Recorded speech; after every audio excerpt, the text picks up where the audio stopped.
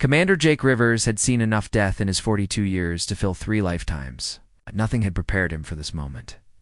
The bridge of the UES Vengeance hummed with tension as the holographic display flickered to life, casting an eerie blue glow across the faces of his crew. 3 weeks of round-the-clock decryption work had finally cracked the alien transmission, and what they found made his blood run cold. The message began with static, then cleared into something that would haunt humanity's dreams forever. Warriors of the death planet Earth, our civilization dies. Rivers felt his heart skip a beat. Death planet, that's what they called Earth. The swarm consumes all. 17 worlds have fallen in 30 rotations. Billions of lives, countless. Centuries of culture and knowledge. Gone, consumed. We have watched your species survive the impossible on your hostile world. Your kind thrives where others perish. We beg you, save us from extinction. The transmission cut to horrifying images that made even seasoned soldiers gasp. Entire planets stripped bare, reduced to lifeless rock floating in space. Cities that once housed millions, now nothing but empty craters. The scope of destruction was beyond imagination. Lieutenant Tom Hayes, Rivers' communications officer, broke the stunned silence. "Sir, they're really calling us Deathworlders like we're some kind of monsters." Rivers almost laughed at the irony. "Tom, remember what happened when the Galactic Federation first made contact 2 years ago? Their diplomats needed environmental suits just to breathe our air. They called Earth a Class 12 death world, too dangerous for civilized life." The bridge erupted in angry murmurs. For 2 years, humanity had been treated like dangerous curiosities by the galactic community. Too violent, too primitive, too unpredictable. The Federation had established trade relations, but kept humans at arm's length, like you might handle a wild animal that could bite. And now, those same civilized aliens were begging the wild animals for help. Rivers studied the tactical data scrolling across his screens. The enemy they called the swarm wasn't just another hostile species. It was something far worse, a force of nature that consumed entire worlds like a cosmic plague, leaving nothing but emptiness in its wake. "Sir," called out Sergeant First. Class Maria Santos from the weapons station, her voice tight with barely controlled rage. "These Federation species, they've never actually fought a real war, have they?" Rivers shook his head grimly. "Their idea of conflict is strongly worded diplomatic protests. They evolved on garden worlds where the biggest threat was running out of fruit." But here's the thing that really burned him up. Humanity had offered military assistance when they first joined the galactic community. The Federation had politely declined, saying they had moved beyond such primitive solutions. Violence was beneath them, they claimed. War was obsolete. Tell that to 17 dead worlds. The main screen chimed as an incoming priority transmission locked onto their signal. Admiral Beth Collins' weathered face materialized, her steel-gray eyes blazing with the kind of fury that had made her a legend during the Mars Colony Wars. "Rivers," she said without preamble, "I hope you're sitting down. What's the situation?" Admiral Collins leaned forward, her voice dropping to a deadly whisper. "We're mobilizing everything. Every ship, every weapon, every soldier who can fight. The President just authorized Operation Prometheus." Rivers felt the air leave his lungs. Operation Prometheus was the theoretical plan for humanity's largest military mobilizations, something they'd hoped never to use. "How many ships are we talking about, Admiral?" The answer hit like a thunderbolt. 3,000 vessels. From our newest battlecruisers to converted freighters with missile pods welded to their hulls. Hell, we're even strapping weapons to mining ships and calling them destroyers. The bridge fell dead silent. 3,000 ships represented nearly every space-worthy vessel humanity possessed, Collins continued, her voice gaining strength with each word. The Joint Chiefs met for 16 straight hours. Every nation is contributing. The Russians are sending their entire Black Sea fleet. Chinese are emptying their orbital shipyards. Even the Martian colonies are stripping their defensive platforms. But here's what really got Rivers fired up: the look in Collins' eyes. It wasn't fear or desperation. It was pure, predatory excitement. "These aliens called us Deathworlders, like it was an insult," Collins said. a cold smile spreading across her face. "Time to show them it's our greatest strength." Round the bridge, Rivers watched his crew exchange those grim smiles he knew so well. It's the same expressions they'd worn before every major engagement. Fear mixed with anticipation, anger, channeled into deadly purpose. Lieutenant Hayes spoke up, voicing what they were all thinking. "Admiral, with respect, these Federation species have no idea what they just unleashed, do they?" Colin's laugh was sharp as a blade. "Son, they've spent 2 years treating us like barely domesticated barbarians. Now they want those same barbarians to save their civilized asses from extinction." The irony was almost too perfect. The galaxy's peaceful species, who had looked down on humanity's violent nature, were now betting their entire civilization on that same violence. Rivers felt something stirring in his chest, something primal and dangerous that every human carried in their DNA, the same instinct that had driven their ancestors to hunt mammoth with wooden spears and conquer a hostile planet through sheer bloody-minded determination. War was coming, the kind of war the galaxy had never seen, and humanity. Humanity was ready to remind the universe why Earth bred survivors. The transmission ended with Colin's final words echoing through the bridge. "Prepare for departure in 6 hours. It's time to show these aliens what Deathworlders really look like when someone threatens our friends." But Rivers knew the truth that made his pulse quicken. They weren't just going to save the galaxy, they were going to own it. Dr. Emma Stone's hands trembled as she scrolled through the classified alien files aboard the UES Retribution. 20 years of xenobiology research hadn't prepared her for this moment.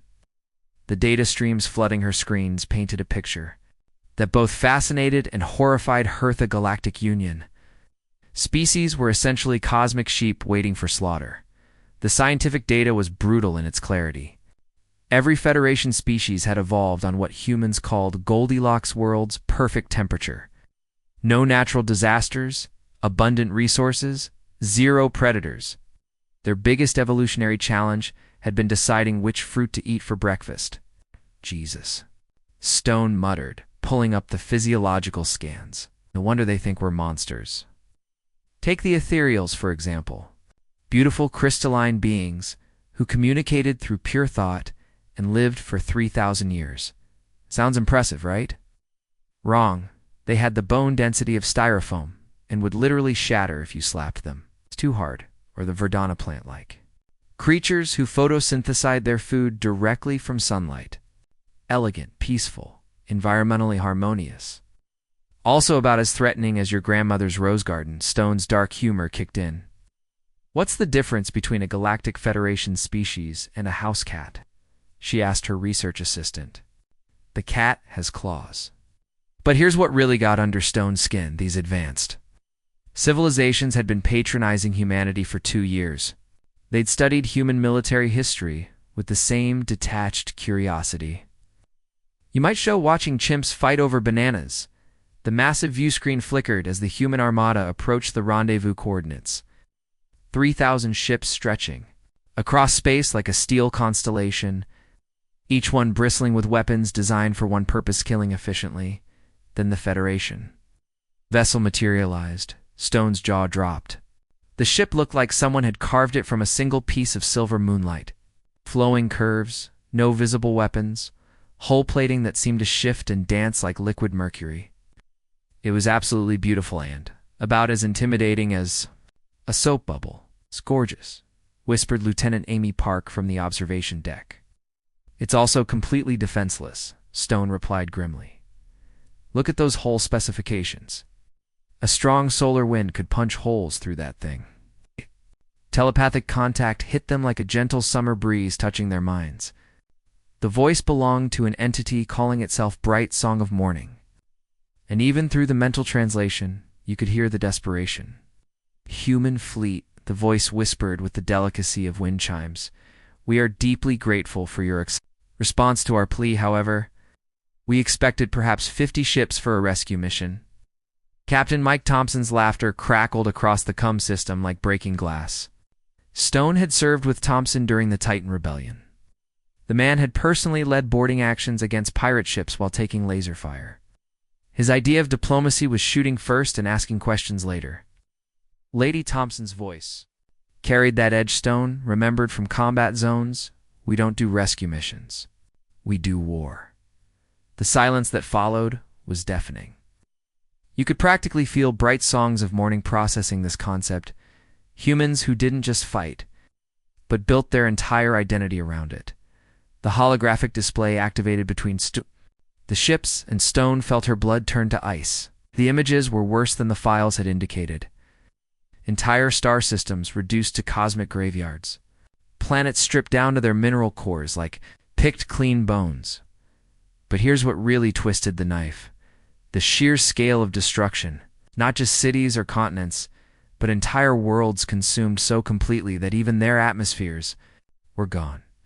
The swarm has devoured 49 worlds, Bright Song continued, her mental voice trembling like a frightened child. Our weapons, energy-based. Designed for precision and minimal environmental impact, cannot penetrate their bioarmor. We hoped your primitive kinetic weapons might prove more effective against primitive. The single word hit like a hammer. Blow. Stone watched Thompson's face transform from professional soldier to something far more dangerous. She'd seen that look before he'd personally strangled a pirate captain with his bare hands. You want to see primitive? Thompson continued, his voice dropping to a whisper that somehow carried more menace than shouting. Let me show you 3,000 years of human weapons development.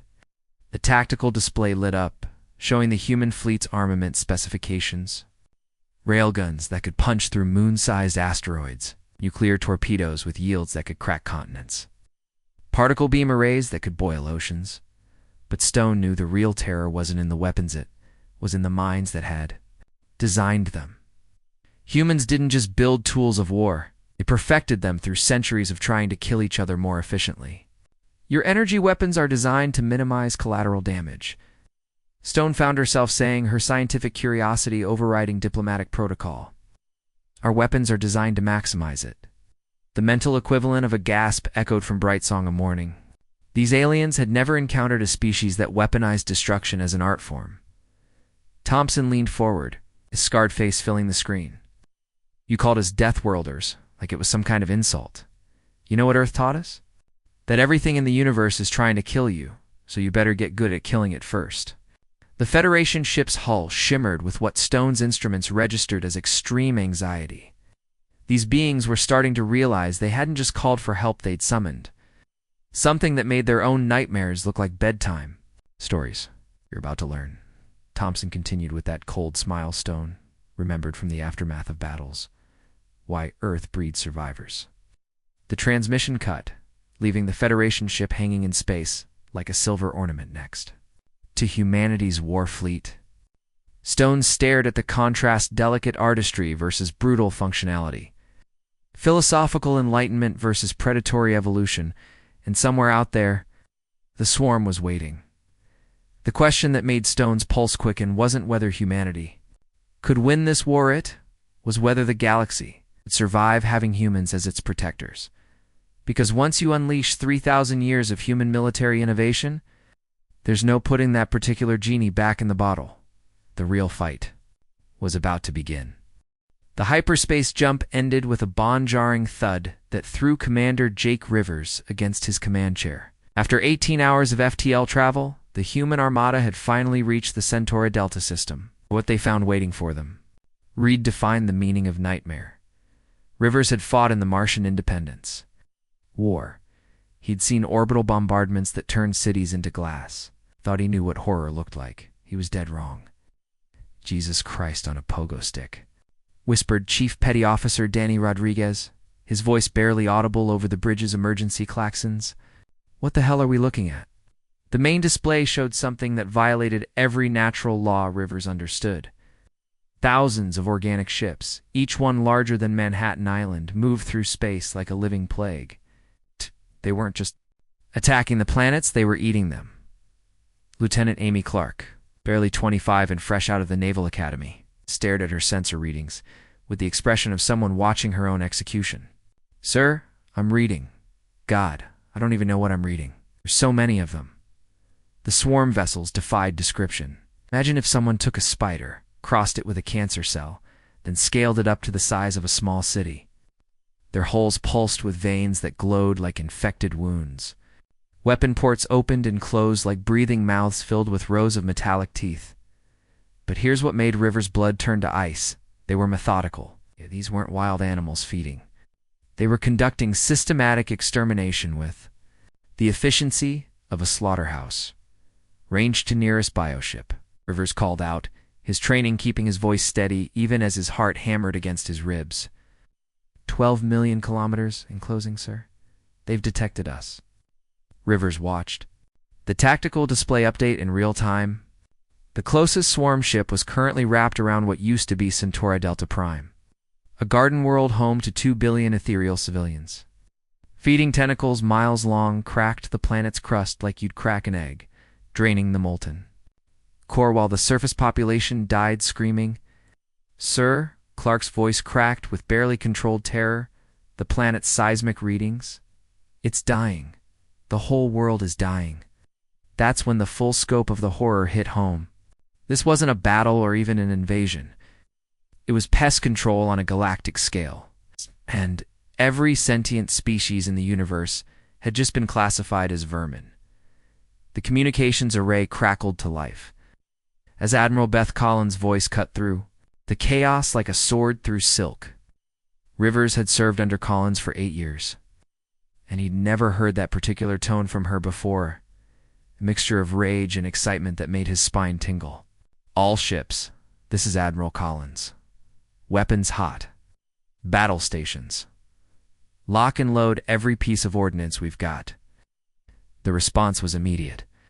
Across 3,000 human vessels, weapon systems that had been built for one purpose, killing, came online with mechanical precision. The combined electromagnetic signature of humanity's war fleet lit up the swarm's sensors like a Christmas tree. Colin's voice returned, carrying the kind of authority that had made her a legend. "These bastards want to play extinction. Let's show them how humans die to taking our enemies with us." Rivers felt something primal surge through his chest. The same thing his ancestors had felt charging across battlefields with nothing but steel and fury. The swarm had made one critical error. They'd threatened humanity's friends. The human fleet surged forward in perfect formation, and Rivers couldn't help but smile at the contrast. Where Federation ships looked like art projects, human warships resembled what they were, engines of destruction wrapped in armor plating. Angular hulls bristling with weapon mounts, redundant systems designed to keep fighting even while taking catastrophic damage. "Sir," called out Weapons Officer Lisa Martinez, her hands dancing across her console, "all forward batteries locked on target. Railgun capacitors at full charge." But here's what made Rivers proud to be human. His crew wasn't panicking. 20-year-old kids who'd never seen combat were manning their stations with the calm professionalism of seasoned veterans. Fear was there, sure, but it was the kind of fear that sharpened reflexes instead of paralyzing them. "Fire when ready, Martinez." The first salvo lit up space like the birth of a new star. Railgun slugs moving at significant fractions of light speed punched through the vacuum, followed by nuclear-tipped torpedoes and particle beam arrays that could boil small moons. The effect on the swarm was immediate and shocking. For the first time in their existence, these cosmic predators tasted real violence, not the gentle energy weapons of the Federation, designed to minimize casualties. This was 3,000 years of human weapons development unleashed at once. Tools built by a species that had spent millennia perfecting the art of killing. The nearest bioship, a monstrosity the size of a city block, Kagio, recoiled as human ordnance tore through its chitinous hull. Organic armor that had shrugged off Federation attacks like raindrops suddenly found itself facing weapons designed by beings who viewed war as both art and science. "They're pulling back," observed Captain Mike Thompson from his position on the tactical display.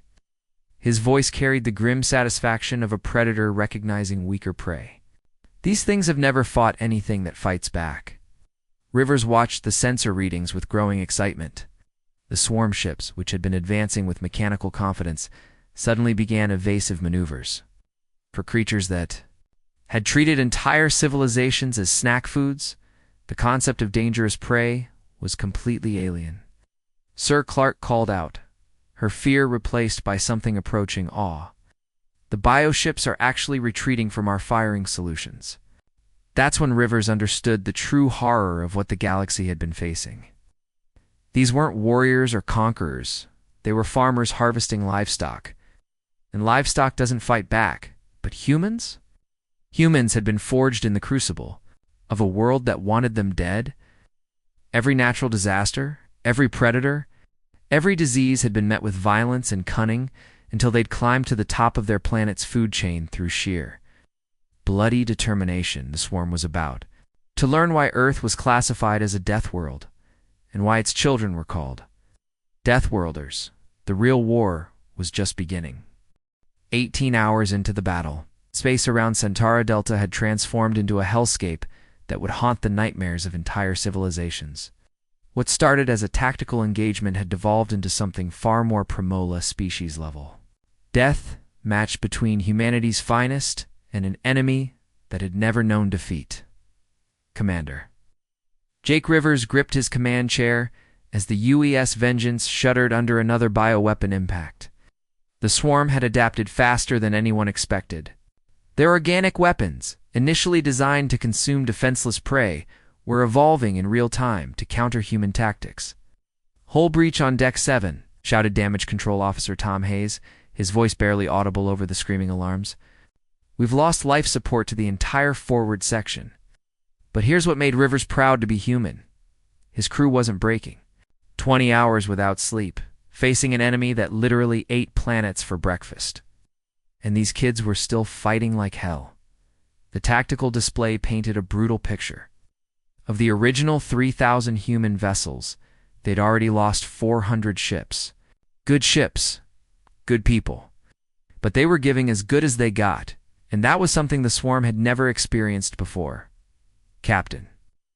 Lisa Martinez of the EU's Detroit had been Rivers' roommate at the Naval Academy 20 years ago. Smart. Stubborn, with a laugh that could light up a room and a temper that could melt steel. Right now, she was staring death in the face and spitting in its eye. The Detroit had taken a direct hit from a bioship's feeding. Tentacle a writhing mass of organic horror the size of a city block that was slowly crushing her vessel's hull like a tin can. Through the tactical link, Rivers could see Martinez's bridge filling with toxic atmosphere as the alien creature began its digestive process. Any rational commander would order immediate evacuation, cut losses, preserve crew, live to fight another. De Martinez wasn't rational. She was human. "All hands, this is the captain." Her voice crackled across the comm system with the calm authority that had made her legendary in the fleet. "We're ramming this ugly son of a bitch straight down its throat." Rivers felt his heart clench. He'd served with Lisa for 2 decades, watched her rise through the ranks, celebrated her promotion to ship command. He was about to watch her die. "Lisa, negative." Rivers barked into his cum. "Evacuate your crew." "Oh, that's a direct order."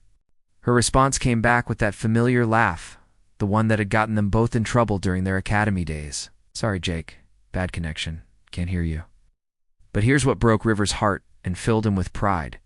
Simultaneously, Martinez's crew wasn't abandoning ship.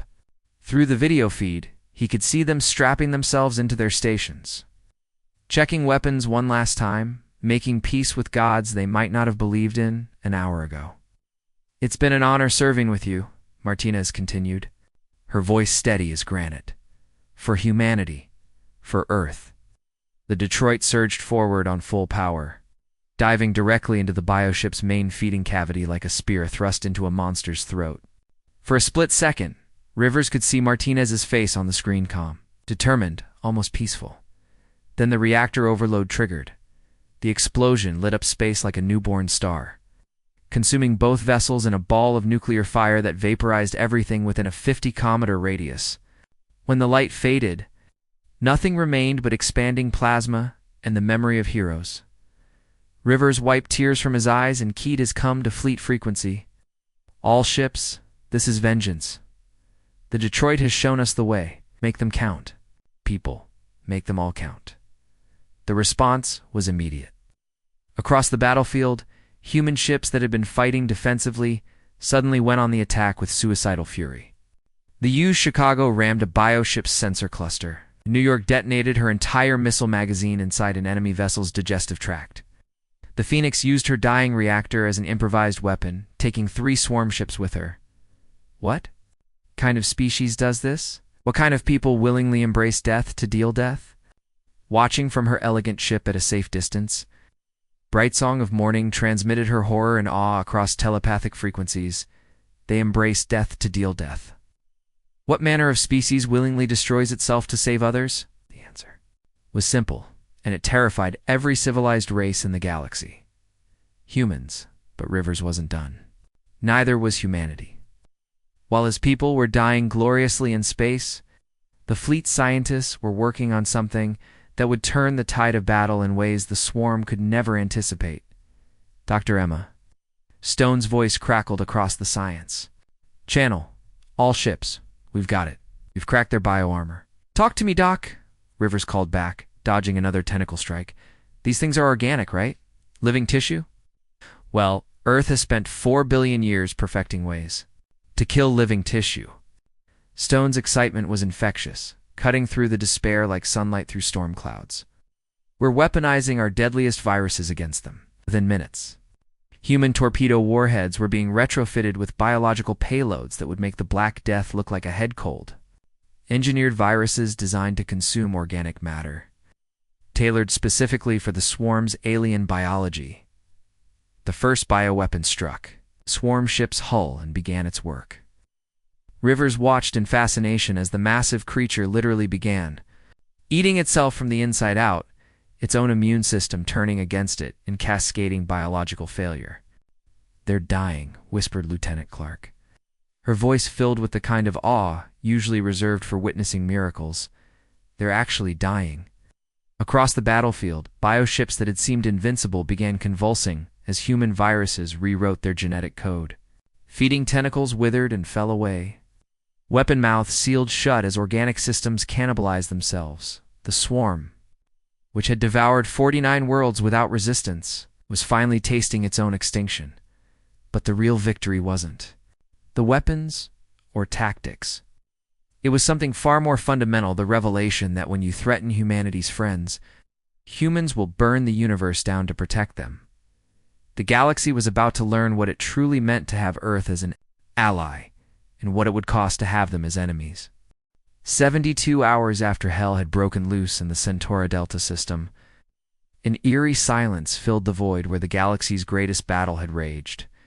Commander Jake Rivers stood on the observation deck of the UES Vengeance, staring out at a graveyard that stretched across millions of cubic kilometers of space. The wreckage told the story of humanity's baptism by fire.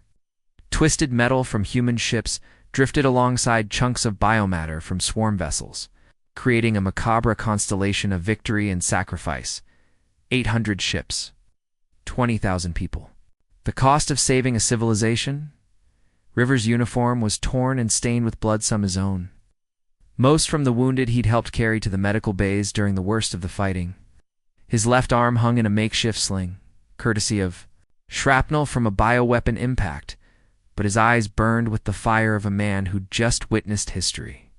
"Sir," called Lieutenant Amy Clark from the communications station, her voice hoarse from 72 hours of non-stop battle coordination. "Casualty reports are coming in from all surviving vessels. The numbers hit like physical blows. The used Detroit gone with all hands. The Phoenix vaporized, protecting a refugee convoy. To Chicago, Boston, Seattle. Names that once represented American cities, now marking graves in the cosmic dark." But here's what made Rivers proud enough to burst. Not a single human ship had surrendered. Not one crew had abandoned their posts when the fighting got desperate. They'd faced down literal world eaters and made them blink first.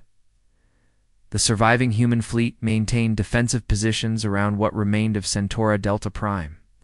Their weapons still hot, sensors still scanning for threats. 2,000 ships arranged in perfect formation, ready to resume the fight at a moment's notice, because that's what humans do. They stay ready below them. The massive rescue operation continued. Hospital ships that had been converted from luxury. Liners worked around the clock, evacuating ethereal survivors from the dying planet's surface. Engineering vessels struggled to stabilize what remained of the world's ecosystem. Rivers watched a Federation transport ship, one of those elegant, artistic vessels, docked with a battered human destroyer. The contrast was stark. Beauty meeting brutality. Philosophy confronting reality. But both ships were working toward the same goal now. The telepathic contact touched his mind like a whisper of silk, but Rivers could feel the awe behind it. Bright Song of Morning's mental voice carried emotions the translator couldn't fully capture: gratitude, terror, and something that felt uncomfortably close to worship. Commander Rivers, her thoughts reached across space.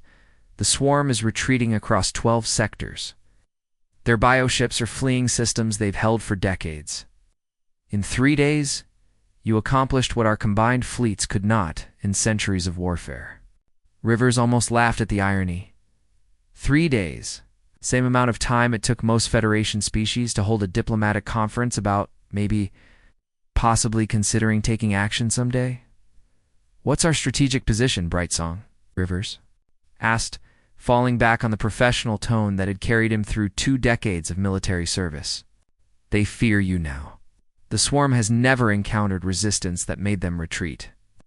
Your species has done something we thought impossibly, made predators into prey. But here's what really got Rivers fired up: the change in how the aliens were talking to them.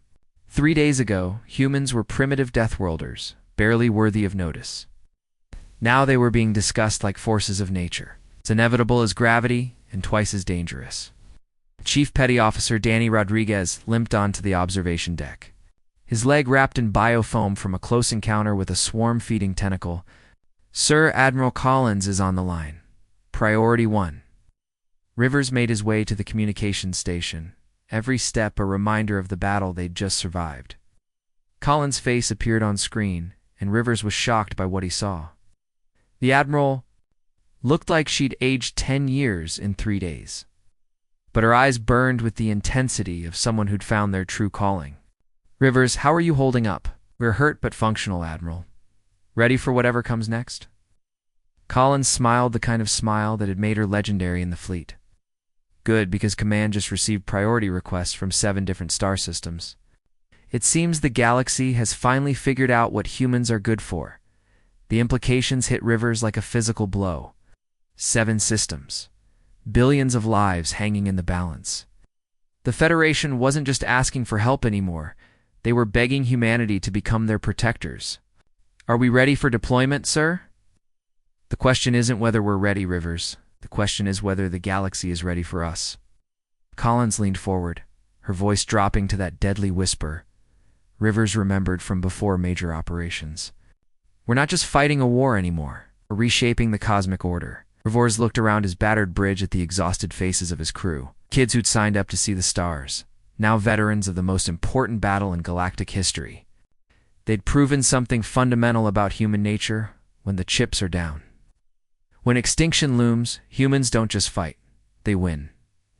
His communications officer looked up from her station. Sir Admiral Collins is asking if we're ready for the next system. Rivers felt that familiar fire igniting in his chest, the same righteous anger that had driven humans to conquer a hostile planet and reach for the stars. The galaxy had called them Deathworlders like it was an insult. Time to show them it was their greatest compliment. Tell her we're locked and loaded, Rivers said, his voice carrying the authority of someone who'd just proved humanity's place in the cosmic hierarchy. The galaxy wanted Deathworlders to save them from monsters. He turned to look at the rescued. Worlds spinning below, where millions of ethereals owed their lives to human sacrifice and fury. His smile was cold as the vacuum of space, and twice as deadly. Now they know what real monsters look like when we're on their side. The human armada began to move, turning toward the next battle with the precision of a weapon being aimed. Behind them, they left a galaxy forever changed, one that would never again mistake humanity's compassion for weakness, or their friendship for anything less than the most valuable alliance in the universe. Because when humans call you friend, they'll burn down the cosmos to keep you safe. And when they call you enemy, well, just ask the swarm how that works out. The end.